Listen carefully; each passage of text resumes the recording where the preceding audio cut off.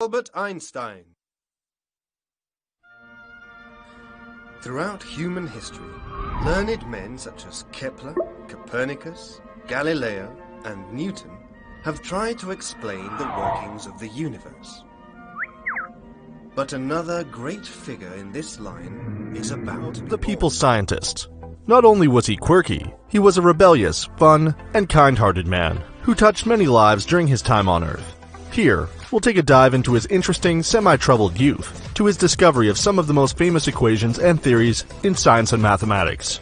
This is the incredible life of Albert Einstein. Albert Einstein was born on 14th March 1879 in German city of Ulm. His mother thought he was a freak since his head was too large.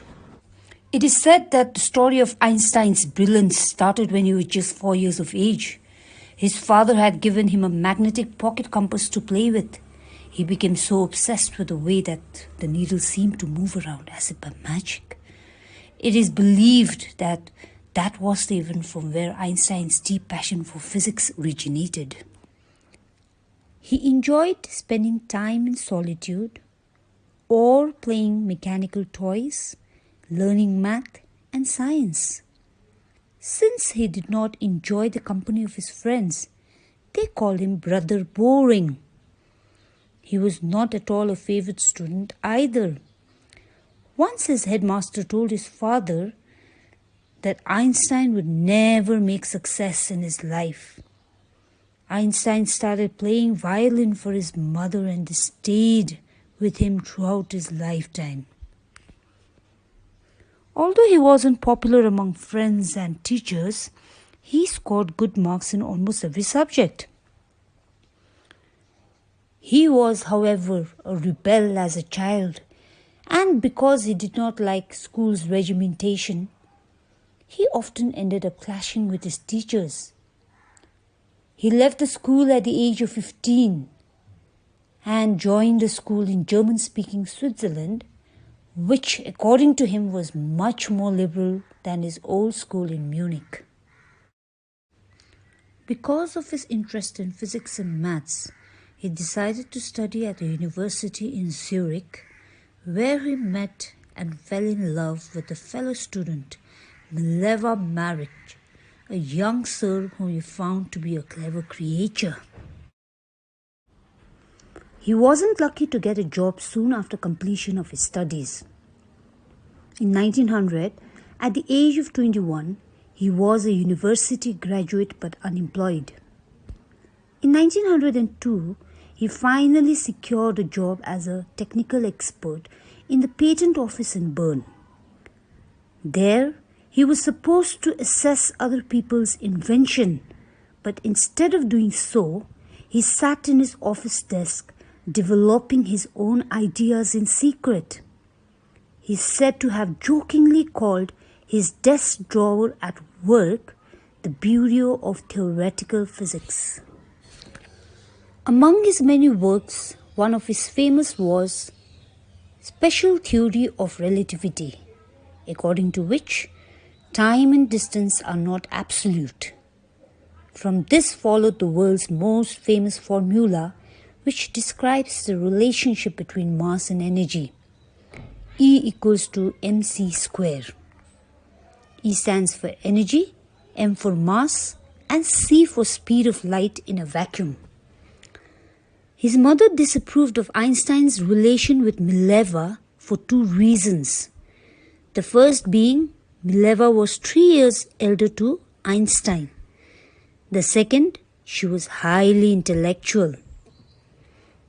However, in spite of all these, they finally got married in January 1903. But soon their relation could not stand the test of time. And Mileva realized that being a housewife, or homemaker as they call it now, was somewhat dissatisfying, and she felt she was losing herself in the process. They soon ended their relation and got divorced in the year 1919. Life moved on too early for him, as he married his cousin Elsa in the same year. In 1915, he had published his General Theory of Relativity, which provided a new interpretation of gravity. An eclipse of the sun in 1919 brought proof that it was accurate. It brought him fame and respect along with honors and invitations from all over the world.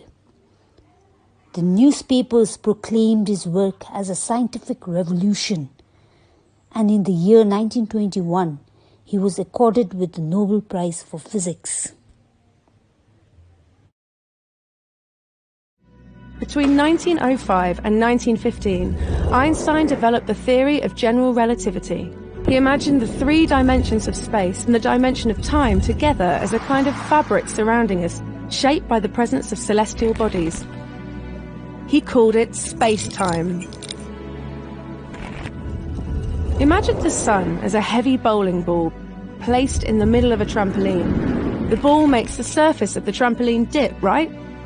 This curvature is what we feel as gravity. So for Einstein, the Earth and the other planets remain in orbit not because the sun attracts them, but because the sun is such a massive star that other celestial bodies follow the curve it generates in the space-time fabric. Now, gravity is no longer considered a force of attraction between two bodies, as Newton thought. It is an effect of the space-time curvature on bodies. So according to Einstein, what would happen if the sun disappeared? His theory says this disturbance in space-time would form a gravitational wave that would travel to the planets at exactly the speed of light.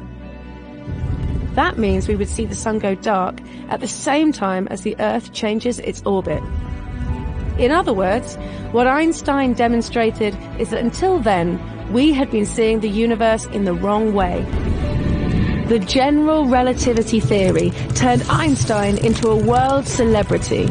Because of him, science and our imagination could fly high.